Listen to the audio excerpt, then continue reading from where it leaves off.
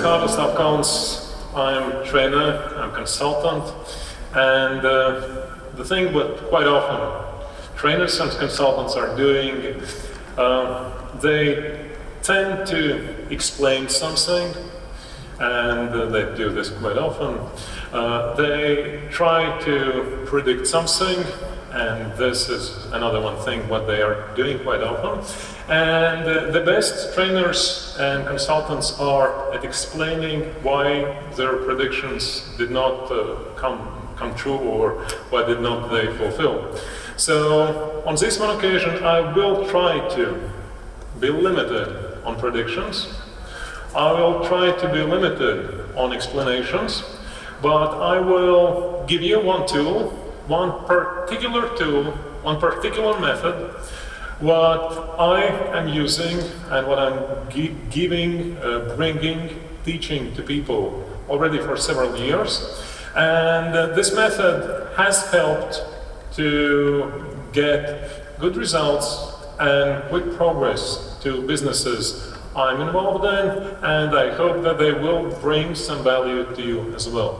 So, to start with, it's always important to know our history, or people who are working or thinking at the time we're living. So our heroes. Do we know the name of the person who is on this picture? Who is he? Can you raise your hand if you know him? One hand, two hands, three hands, four hands. So his name is? What is his name? Yes, it's Darwin. And do you know why Darwin is important in modern day management philosophy? And he is important. Any guesses? Okay, we will come to this. Do you know those guys? Who knows their names? One hand? Wow, guys, what's going on? Are you here? One hand? Only one hand? Okay, a few more hands, thank you. Those guys are Google founders Larry Page and Sergey Brin, and quite often they're used as an example of huge, enormous success. I will tell you about one moment in the development of their company that actually do not seem to be a success. So, and the third one guy, who knows what is the name of this one guy? Wow, I'm really happy to see a few more hands. So, his name is? Jobs. No, he's not Steve Jobs. Though I do believe that his legacy may be not smaller, but this may turn out that it may be even bigger than this from Steve Jobs. So, those are three important thinkers, and I will explain why they are important and what they have left to us. So, in order to get to our new management analysis or thinking tools, let's have a quick look in the history. But people tend to say that there are four steps or four stages in the history of management, and business 1.0 is management philosophy that lasted approximately up till 1920, and this was production perspective, or philosophy that said that the most important thing in order to succeed in business is you need to be able to produce.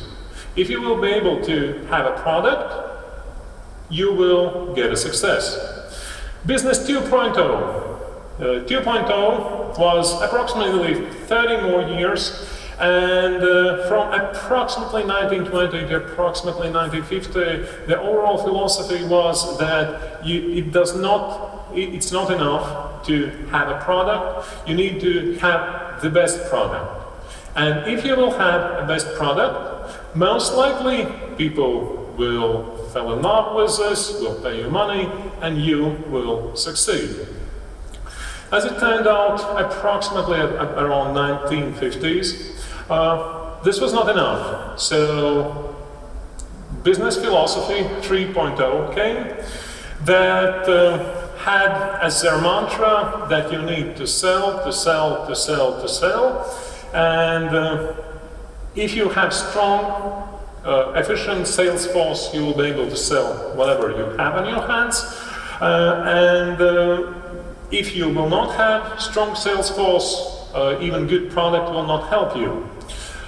This approach, heavy sales approach, was changed or developed approximately in 1980s to so-called marketing mix approach. And Philip Kotler with his colleagues made a business analysis or business approach popular that said that in order to succeed in business, you have to think about product, about price, about promotion, and about distribution. So again, it lasted around 30 years. So logical question is business 5.0. What is this? And in order to get an answer to this one question, let's turn again back to another aspect of history. Do you know the product? It's carriage. And for many centuries, or even for many thousand years, people were making money and clients were using carriages. And if somebody would say 100 years ago to some master of carriages, you know, your product is going to die in a few decades, most likely those people would say that it's not true. My father has done, my grandfather has done this, and this will never happen. Nevertheless, I'm quite confident that nobody has today come to the event using carriage. Another one example, product called typewriter. Typewriters were around approximately 100 years, and people used them, used for a long time, used for generations. Interestingly enough, in year 2008, journal The Economist published obituary of the last one, repairman, certified repairman of typewriters in New York. And some people are saying that with the passing of this one rare person, the age of typewriters was finished. So this may happen that your product is 10, 20, 50, 100 years or more in the market, but something may change, and actually may change quite quickly. This is traditional photo film. There was a company who had a huge success in the business of photo films. The name of the company was Kodak. And in one point in the history, Kodak had 80% of world's market of photo films. What was the product that killed all the business of Kodak? It was, yes, of course, it was digital camera. Do you know who invented digital camera?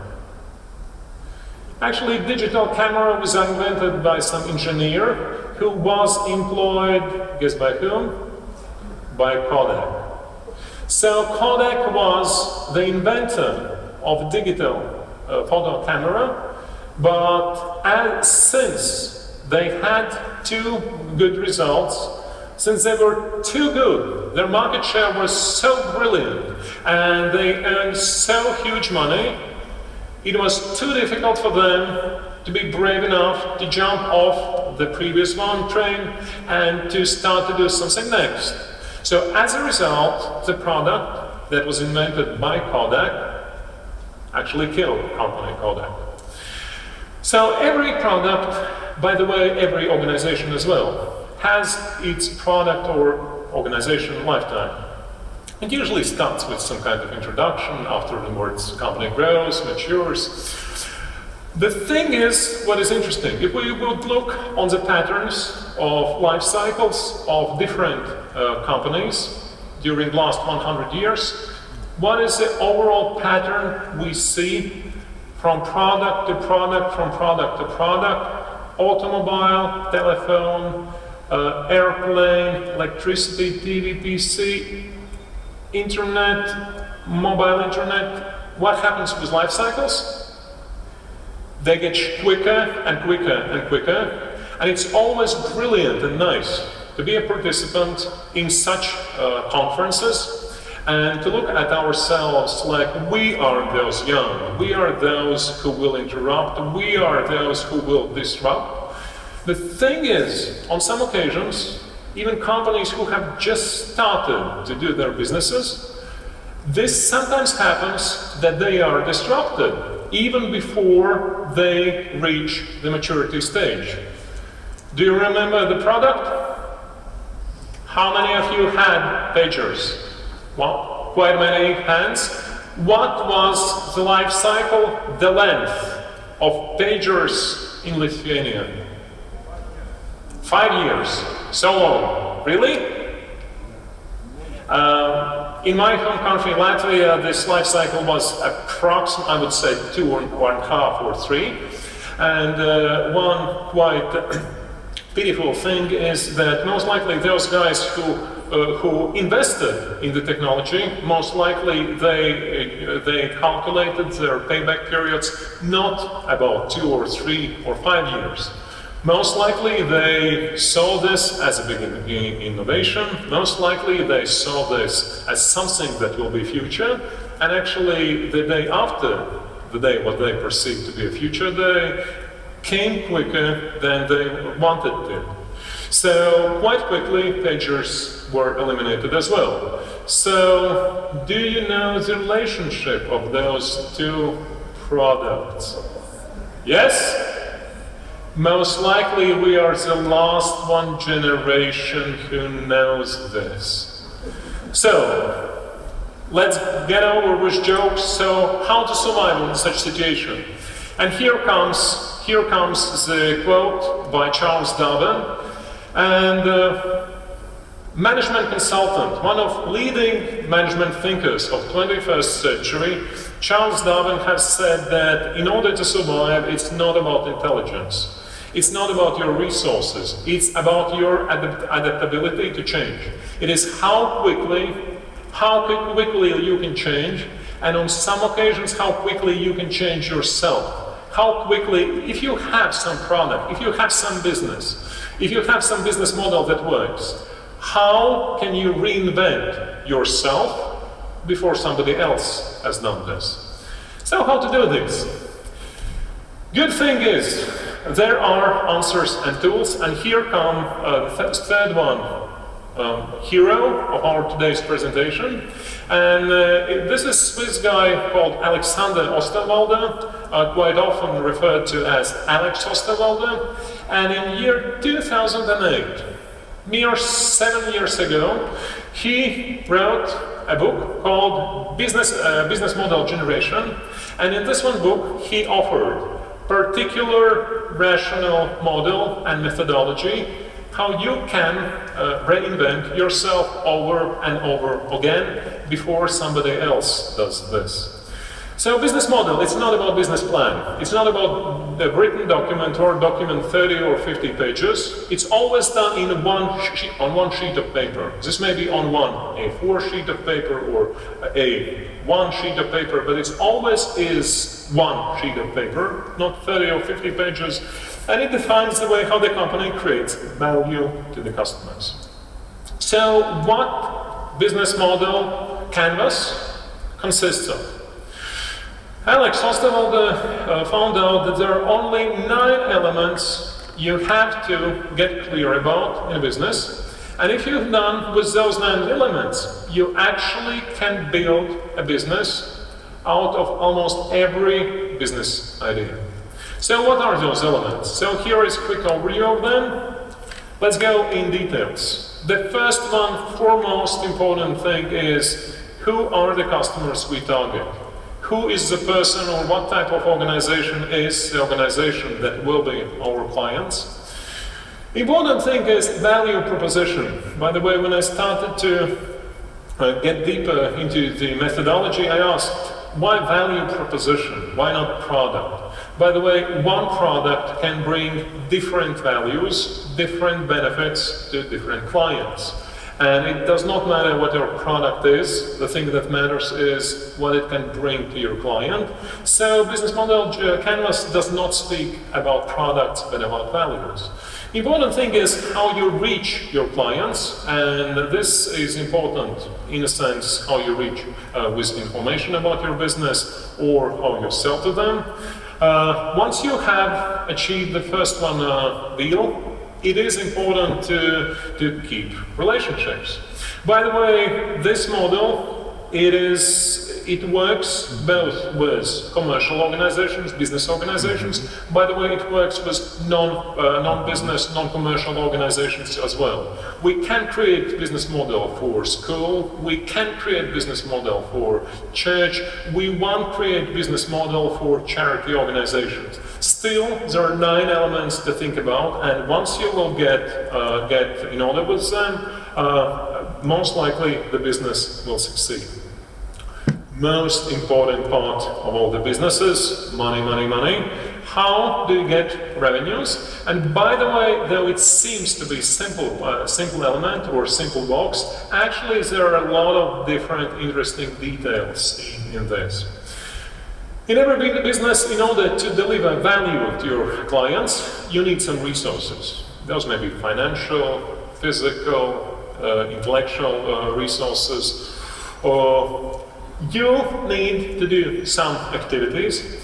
And by the way, the question that explains what activities box means is what business should keep in-house. Because everything that business can outsource, it should be outsourced, and it should be outsourced to partners who can support us, who can help us to scale, and who can help us to build business even with very little resources. Nowadays, you do not to be very rich in order to start your business. You do not need the inherited $1 million or $10 million or euros or whatever. Actually, the thing you need is you need understanding what is way you will work. And of course, costs, as in business it happens, costs should not exceed your revenues. So, what can you do, or what can you analyze, what can you see through the lens of business model canvas?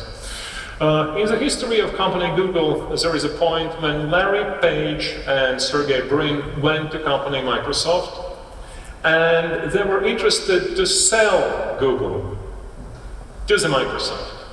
Do you know what their expected price for whole company, 100% of all the shares, do you know what the price was? It was $1 million for whole company, and the response from management of Microsoft was no, we will not buy Google for $1 million. Do you know why? Microsoft did not know how to get money from the clients, so they said your search algorithm, it's very nice, it's very fine, but it's just toy. How can we make business out of this? So Microsoft did not know how to monetize this business, and that is why they refused to buy 100% of shares of Google for $1 million. And the rest is history. This logotype usually we relate it with cars, but another one business, and actually bigger business for Rolls-Royce, is aircraft engines.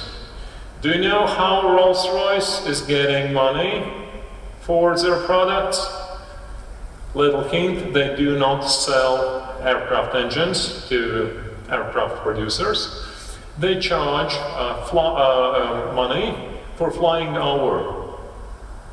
And interestingly enough, aerospace industry is one of the examples where business cycles are very steep and quick, and this may happen that you are not able to produce as much as is needed, and next year this may happen that you have 0 orders. So you cannot plan and predict your company's work if you sell engines to aerospace companies, aircraft building companies. What happens with flying hours? It's almost straight line, +2%, -2%, +2%, -2%, and result of this one, change of way how the company is monetizing their products, brings 100% predictable, stable business. Do you know what those three letters stand for?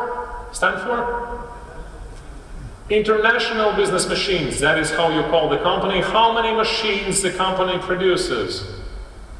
0 or almost 0. The company International Business Machines does not produce business machines, but they still bring the same value to the clients. The value or promise to the clients was that your machines, all your office or company equipment, will work smoothly together.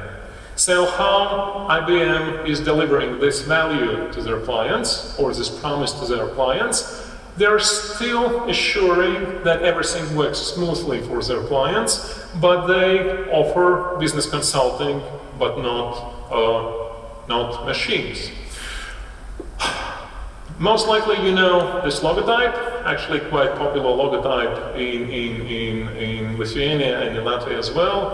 Interesting example is this one logotype here in Vilnius. Do you know the place? Do you know the cafe? Interestingly enough, Statoil is still serving their clients, but actually one biggest part of their business is not fuel anymore. So they're looking how they can widen their business and how they can widen their business models. And I think it's very nice example, a nice example on Vilnius streets where you can see that with the things, with the products, with the services, with the resources on your hands, you can deliver interesting, attractive, and sometimes even surprising business models and surprising business results. So business model canvas, how it helps. You can look for new products and business lines. You can use this in strategic planning sessions. You can ensure that business language or terminology among your business units is unified. And behind this initial basic model or approach or methodology, within 7 years there is a list of different very practical tools developed how you can do those tasks and many others. So, Business 5.0 is different. We do not use SMART objectives anymore, or we use them not as much as we used to do them. Quite often this happens that something in the business environment influences your results so strongly that on some occasions you get the result, you get the objective without any effort, or sometimes you can do a perfect job, but still some market conditions can stand in your way. So SMART is not enough. A few years ago people were doing benchmarking a lot. So we find some sample company, we think what is very clever company, so we're trying to mimic or to duplicate results. The problem is within 2 or 3 or 5 years when you will reach those results, most likely this company will be in totally different place with totally different results already. So the environment is changing so quickly that quite used and popularly or universally accepted method of benchmarking does not work anymore. Business plans. Business plans used to put forward some objectives. We need to achieve this objective or this figure or that. The thing is, more and more often, it's not enough, because if you have an objective to grow by 20% or grow by 50%, it says nothing about how you will either achieve or why you will fail to achieve that objective. So the approach that is possible through business model canvas is to say, today we're in this one point. So this is our business model for 2015, and our strategy is to change our business model within 2 or 3 years to have, I don't know, bigger scale model or higher value model in somewhere in segment with higher potential. So nowadays business is not about persistence. It's about failing fast. And how you can fail fast? You can do different models, and you can do this quickly on one sheet of paper. You can create several different business models, compare them, choose which one you believe is worth enough to try to implement or to test it. And if you do not succeed because of some variables, just make another business model and go along again. So what to start with? In order to be creative, you still need some framework. So even cats are asked not to think out of the box. So in order to be creative and efficient and quick, you need some system you stick to. So I do believe that Business 5.0, what requests high speed, high adaptability, easy way of communication among professionals and among departments. It can be found in Business Model Canvas, where there's practical set of tools introduced in 2008 by Alex Osterwalder in book Business Model Generation. So together with my colleagues, I work with companies, established companies, startups, sometimes even not startups, but technologies that are looking for ways to commercialize their product. And a lot of information is online. Actually, you can find a big part of this information online without assistance of any consultants or without assistance of any trainers. However, on some occasions, there is some help or some assistance may help you move quicker along the process. So if you can find this of value to you, I and my colleagues are open to support you with your business models, with your business ideas. Thank you. Thank you very much, Carlis. Questions?